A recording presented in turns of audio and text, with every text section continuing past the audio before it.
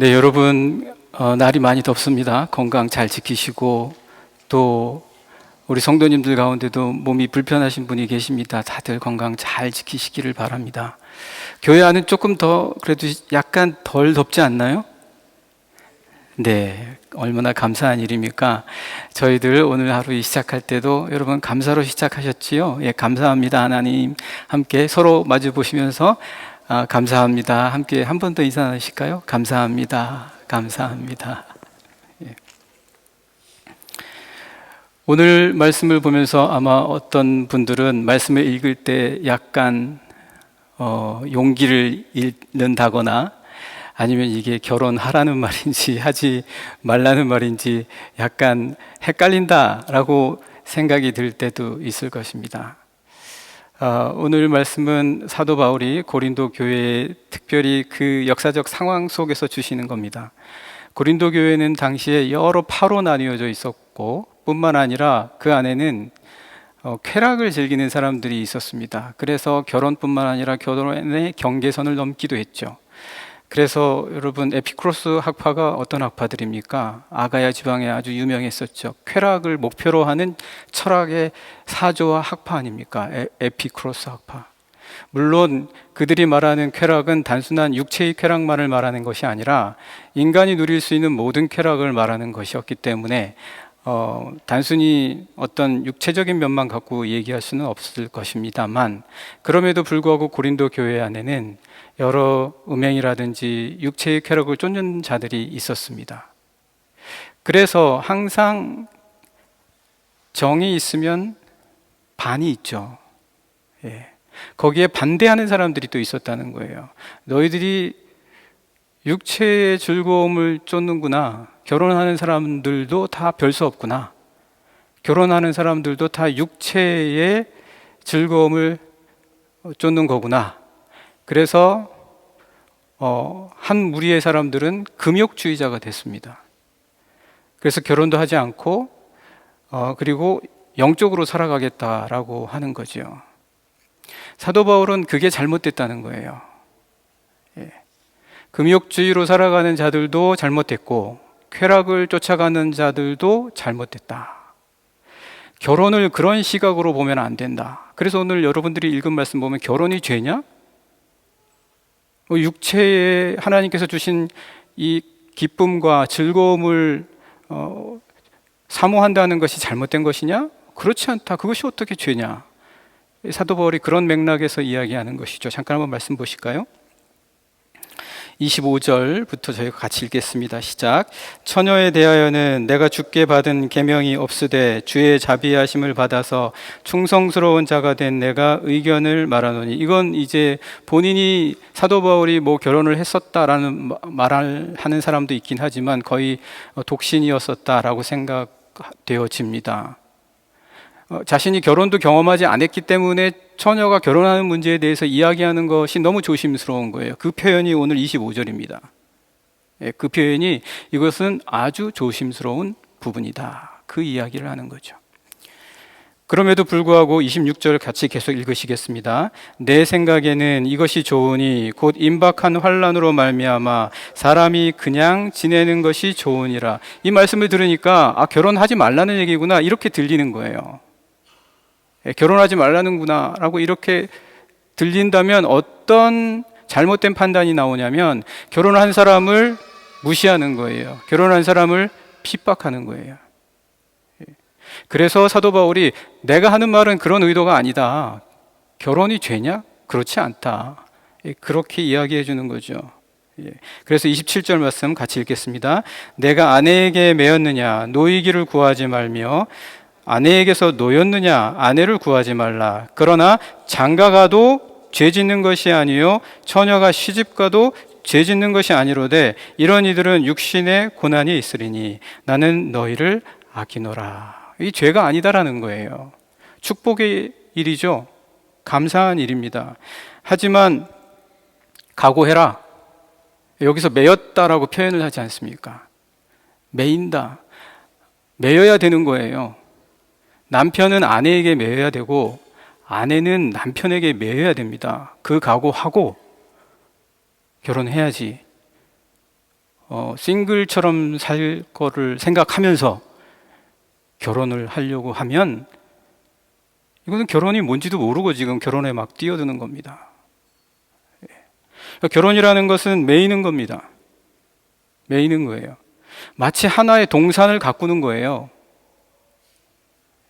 하나님께서 최초로 에덴 동산을 지으시고 그곳에 하나의 가정을 이루게 하신 거예요. 하나님께서 결혼을 만드신 거예요. 그래서 남녀가 그 에덴의 동산을 돌보게 하신 거죠. 그러니까 결혼은 매여서 서로가 돌보는 겁니다. 자기 매이지 않고 홀로만 살아가겠다고 하면 그거는 당연히 그 동산을 제대로 가꿀 수가 없는 거예요. 아담과 하와가 잘못되게 된 때는 떨어져 있을 때예요. 떨어져 있을 때입니다. 매여야 되는 거예요. 매이십시오. 결혼을 원하시는 분들은 서로에게 매이십시오. 각오하고 나는 내 남편에게, 나는 내 아내에게 기쁘고 즐겁게 매이겠습니다. 예. 다 따로 하는 경우들을 제가 좀 보는데 저는 별로 안 좋은 것 같아요. 같이 하십시오. 뭐든지 함께 하십시오. 예. 저도 결혼한 지 제가 94년에 이거 조심해야 됩니다. 예, 잘 여러분 아셔야 됩니다. 94년에 결혼했으니까 해오면서 쭉 느낀 것은 함께 해야 된다. 함께 하는 것. 그게 결혼의 첫 번째 원칙이라고까지 할 수 있습니다. 하나님께서 에덴 동산에 그 둘을 두신 거예요. 예. 그래서 29절 말씀 계속해서 같이 읽겠습니다. 형제들아 내가 이 말을 하노니 그때가 단축하여진 거로 이후부터 안에 있는 자들은 없는 자같이 하며, 여기서부터 다시 헷갈리는 거예요. 여기서부터 이제 29절, 30절, 31절이 다 다시 헷갈려요. 막 혼동되는 말씀을 주는 거예요, 사도 바울이. 언제는 결혼하지 말라 그러는 것처럼 얘기했다가 또다시 결혼은 죄가 아니라고 그랬다가 이번에는 결혼한 사람은 아내가 없는 자같이, 남편이 없는 자같이 살라는 게 도대체 어느 장단에 맞춰야 되냐, 이 말씀이 무슨 의미냐, 이게 헷갈리는 거죠. 네. 고린도 교회가 그만큼 복잡한 상황에 있었다는 거예요. 고린도 교회가 아주 복잡한 상황에 있었다. 여러분, 우리의 삶도 가끔 아주 복잡하게 꼬이는 때가 있어요. 아주 복잡하게 꼬이는 때에 복잡하게 다가가면 안 돼요. 든든하게 내가 붙잡는 하나의 원칙만으로 그 복잡함이 풀립니다. 사도 바울이 어떻게 이야기합니까? 있는 자는 없는 자 같이 하고 없는 자는 있는 자 같이 하라는 거예요. 결국 핵심은 그거예요. 이 세상의 것 다 누리면서 살려고 하지 말라는 거예요.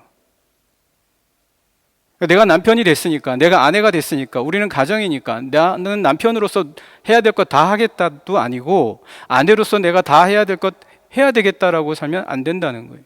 결혼은 완벽한 게 아닙니다, 여러분. 결혼은 완벽한 게 아니에요. 내가 완벽한 사람 찾는 게 아니에요. 내가 완벽해서 결혼식 하는 것도 아니고요. 있을 땐 없는 것처럼 해야 될 때가 있고 없어도 있는 것처럼 할 수 있어야 되는 것이 결혼입니다. 그래야 우리가 이 결혼 생활에서 이 동산을 끝까지 지킬 수가 있는 거예요. 여러분이 예수님께서도 그렇게 말씀하셨죠. 천국을 위한 고자가 있다, 그렇게 말씀하셨어요. 그렇게 결단하는 사람은 예외로 두고, 그렇게 하나님 앞에 결단을 했기 때문에 천국을 위해서 나는 싱글로 살아가겠다라고 하는 경우는, 그런 경우는 아주 영적인 이후의 말씀도 보시고서 좀 이해가 되시겠지만 영적인 아주 특별한 뜻이 있어서 그렇게 하는 것이니까, 그렇지 않고 내가 결혼을 하겠다라고 하는 경우에는 여러분의 사명은 가정을 지키는 겁니다. 가정을 지키는 거예요. 그게 여러분의 사명입니다. 왜냐? 하나님께서 결혼을 짝지어서 만나게 해 주신 겁니다. 그 확신 희미해지면 안 돼요.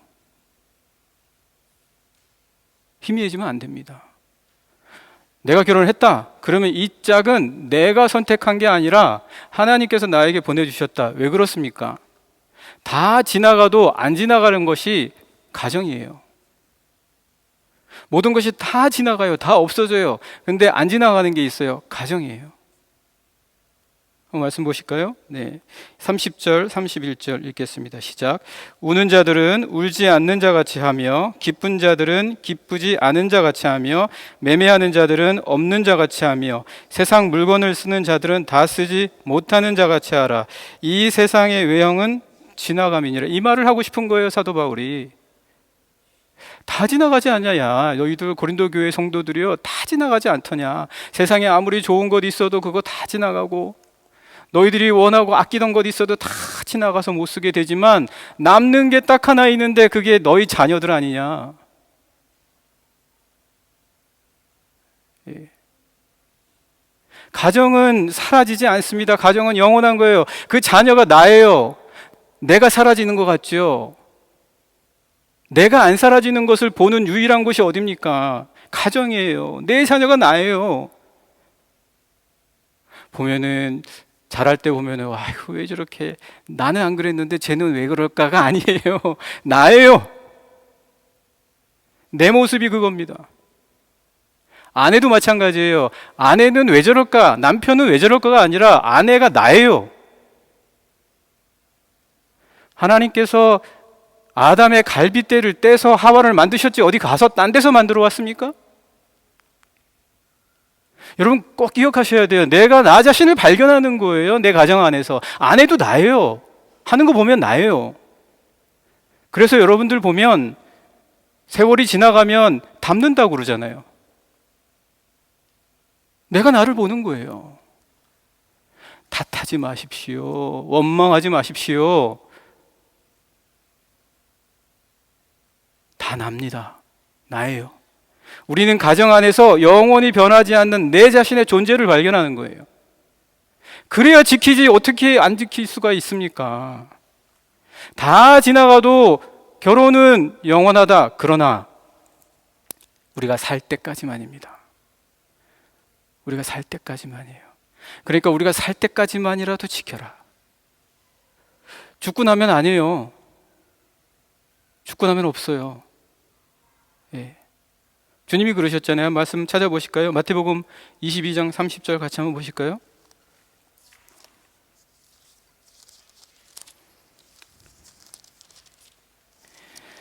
마태복음 22장 30절 같이 읽겠습니다. 시작.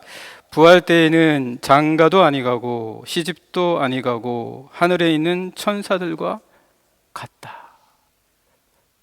이 세상에서 하나님이 우리에게 주신 사명이 있다면, 유일한 사명이 있다면 가정 지켜라. 너 자신을 지켜라. 너 스스로를 지켜라. 그거예요. 죽을 둥 살둥해도 못 지킬 때가 있습니다. 그러니까 최선을 다해서 지켜야 돼요. 지켜야 됩니다. 모든 것이 다 지나가요. 다 지나갑니다. 안 지나가는 거 하나 지키십시오.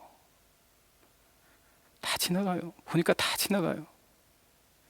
여러분의 죽음의 마지막 순간에서도 그나마 이 땅 가운데 영원한 것은 여러분 자신과 여러분의 반쪽인 여러분의 배우자와 여러분 자신인 여러분의 자녀예요. 지키십시오. 결혼이 만만하지 않습니까? 우리 청년들에게 제가 기운 뺄, 사도 바울도 그래요. 여기 뭐라고 말하냐면, 내가 너희 30절 한 말씀 잠깐, 32절 말씀 한번 보실까요? 32절 말씀 같이 읽겠습니다. 시작. 너희가 염려 없기를 원하노라. 사도 바울이 계속 힘 빼는 얘기하는 것 같으니까 사도 바울도 걱정이 된 거예요. 내가 이거 지금 이렇게 말하는 거는 하나님께서 나에게 주신 지혜로 말하는 건데, 마치 내가 하는 말을 듣고 이거 결혼에 대한 용기를 잃어버리거나 아니면은 이 결혼조차 엄두를 내지 못한다거나, 그것이 사도 바울이 의도하는 바가 아니지 않습니까? 그래서 여러분들 결혼은 하나님께서 주신 것이다. 이 세상에서 내가 꼭 지켜야 할 것이다. 꼭 생각하십시오. 어려울 때도 있습니다.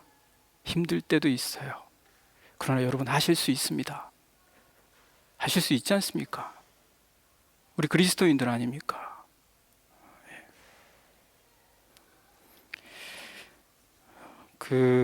여러분, 이 결혼이라는 거는요, 바깥에 나가서 일하고 들어오면은 굉장히 지치잖아요. 근데 집에 들어오면은 쉼을 얻어요. 집에 들어오면은 내가 다시 재충전이 돼요. 그게 돼야 되는 것이 가정입니다. 결혼이에요. 결혼이 뭐냐? 재충전의 장소예요. 변화의 장소예요. 여러분 이삭 얘기 잘 아시죠? 이삭이 에서와 야곱에게 너희들이 빨리 축복하기 전에 사냥하러 가서 내가 좋아하는 붉은 죽, 뭐 팥죽이라고도 하지만 정확하게는 그게 아니죠. 붉은 죽을 만들어서 가져와라. 그렇게 이야기하지 않습니까? 그 이삭이 붉은 죽 먹고 싶어서 그런 게 아니라 사냥한 고기를 그리고 또 붉은 죽과 함께 아버지 이삭뿐만 아니라 누구든지 먹을 수 있는 아름다운 별미로 특별하게 변화시킬 수 있냐? 바꾸어 줄 수 있냐? 그러니까 가정은 바꿔주는 곳이 돼야 되는 거예요. 결혼할 때는 바꿔줄 수 있어야 돼요. 내가 내 배우자를 위해서 바꿔주는 능력이 있어야 되는 거예요. 한번 말씀 보실까요? 네, 33절 같이 32절부터 같이 읽겠습니다. 32절 시작. 너희가 염려 없기를 원하노라. 장가가지 않은 자는 주의 일을 염려하여 어찌하여야 주를 기쁘시게 할까 하되 장가 간 자는 세상 일을 염려하여 어찌하여야 아내를 기쁘게 할까 하여 마음이 갈라지며 시집가지 않은 자와 처녀는 주의 일을 염려하여 몸과 영을 다 거룩하게 하려 하되 시집간 자는 세상 일을 염려하여 어찌하여야 남편을 기쁘게 할까 하느니라. 지금 여기서 사도 바울이 하고자 하는 이야기는 어느 단어가 많이 반복이 되냐에 있어요. 사도 바울이 하고 싶은 얘기는 바로 거기 있어요. 자기가 하고 싶은 말을 직설적으로 말하지 않을 때에는 같은 단어를 자꾸 반복할 경우가 있는데 그건 바로 그 단어가 자기가 하고 싶은 말이라는 거예요. 어느 단어를 제일 많이 썼습니까? 염려죠. 염려. 여러분, 결혼은 염려예요. 혼자 하던 염려를 둘이 하게 돼요. 얼마나 힘들어요.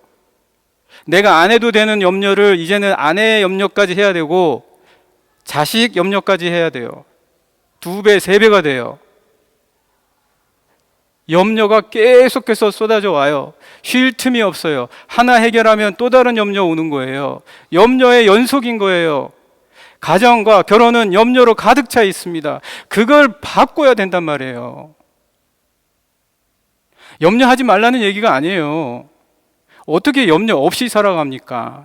염려할 수밖에 없어요. 염려 안 한다는 거는 거짓말이고 염려를 해야 되는데 세상 염려를 주님의 염려로 바꾸라는 얘기예요. 내가 어느 일 때문에 염려가 돼서 어떻게 하나 하던 것을 하나님, 제가 이것을 어떻게 해야 합니까? 라고 하나님의 염려로 바꾸라는 말이에요. 그게 주를 위한 염려로 바꾸라는 거 말하고 있지 않습니까? 사도 바울이. 결혼한 사람들마다 지금 고린도 교회에 금욕주의자들이 하는 흉이 뭐예요? 야, 쟤네들 결혼하더니 매일 자기들 걱정만 하고 있다. 이거 흉을 보지 않았습니까? 고린도 교회 사람들이. 그렇지 않다라고 지금 사도 바울이 변론해 주는 거예요. 우리는 세상의 염려를 하지 않고 주를 위한 염려를 하고 있는 것이다. 말씀 보실까요? 마태복음 6장 33절 잠깐 한번 보시죠. 마태복음 6장 33절 같이 읽겠습니다. 33절, 34절 읽겠습니다. 시작. 그런즉 너희는 먼저 그의 나라와 그의 의를 구하라. 그리하면 이 모든 것을 너희에게 더하시리라. 그러므로 내일 일을 위하여 염려하지 말라. 내일 일은 내일이 염려할 거. 오늘 염려 너희가 하지 말라는 거예요. 염려한다는 것이지만 너희가 염려하지 말고 누구에게 염려케 하시라는 거예요?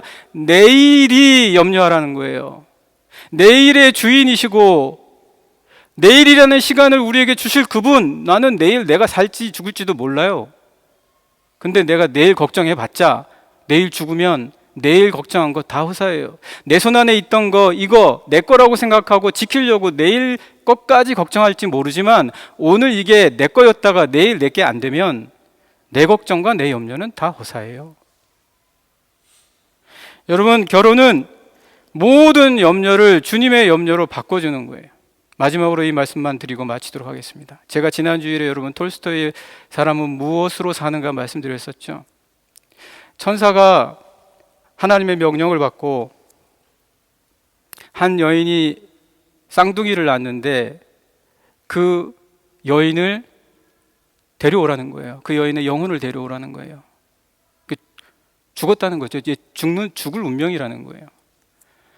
그래서 그 천사가 이제 미하엘이라는 천사인데 내려가서 데리고 오려고 봤더니 남편도 죽었어요?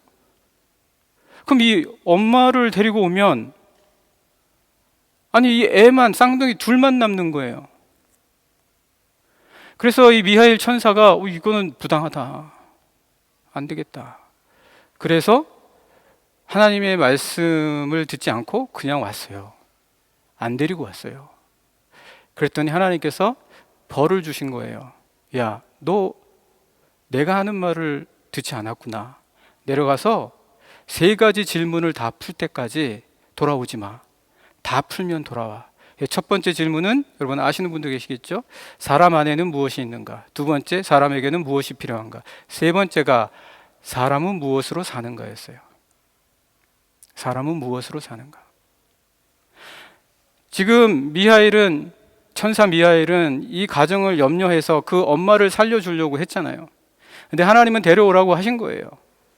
지금 미하엘이 염려했어요. 천사가 걱정한 거예요. 내가 이거 이렇게 하면 안 될 것 같은데 라고 걱정했단 말이에요.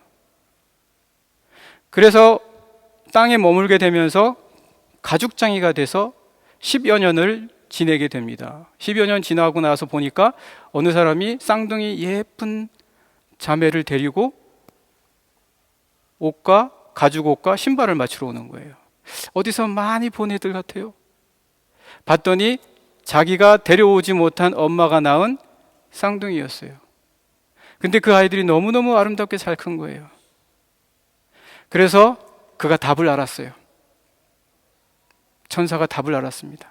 사람이 사는 것은 자기 염려로 사는 게 아니다. 하나님이 돌보시는 하나님의 염려로 사는 거다. 하나님이 염려하게 하셔야 돼요.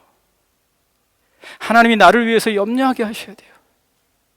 내가 염려하는 것보다 우리 가정이 함께 하나님께 염려하도록 하게 하는 것, 그게 가정이에요. 그렇게 바꿀 수 있어야 돼요. 그렇게 변화시킬 수 있어야 돼요. 당연히 가정은 세상 염려하기 마련이에요. 자녀도 그렇고요. 누구나 그래요. 그거를 바꿔줄 수 있느냐? 우리 가정에게 해주신 사명입니다. 결혼하는 자들이 반드시 알아야 될 것입니다.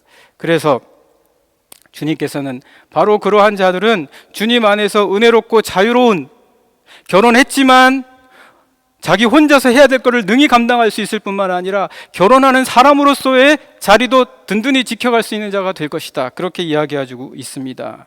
38절, 39절, 40절 말씀 읽고 마치겠습니다. 같이 읽겠습니다. 그러므로 결혼하는 자도 잘하거니와 결혼하지 아니하는 자는 더 잘하는 것이니라. 아내는 그 남편이 살아있는 동안에 매여 있다가 남편이 죽으면 자유로워 자기 뜻대로 시집갈 것이나 주 안에서만 할 것이니라. 그러나 내 뜻에는 그냥 지내는 것이 더욱 복이 있으리로다. 나도 또한 하나님의 영을 받은 줄로 생각하노라. 사랑하는 영락의 모든 성도 여러분, 다 지나가도 나의 결혼과 가정은 끝까지 간다는 거 꼭 기억하셔서 이 가정 안에서 변화의 내 세상 염려가 우리 가정 안에서는 항상 주님의 염려로, 주님이 우리를 걱정해 주시는 염려로 바뀌는 가정으로 내가 변화시켜 나가야 되겠다라는 생각을 꼭 하시는 우리 모든 성도님들 되시기를 간절히 축복합니다.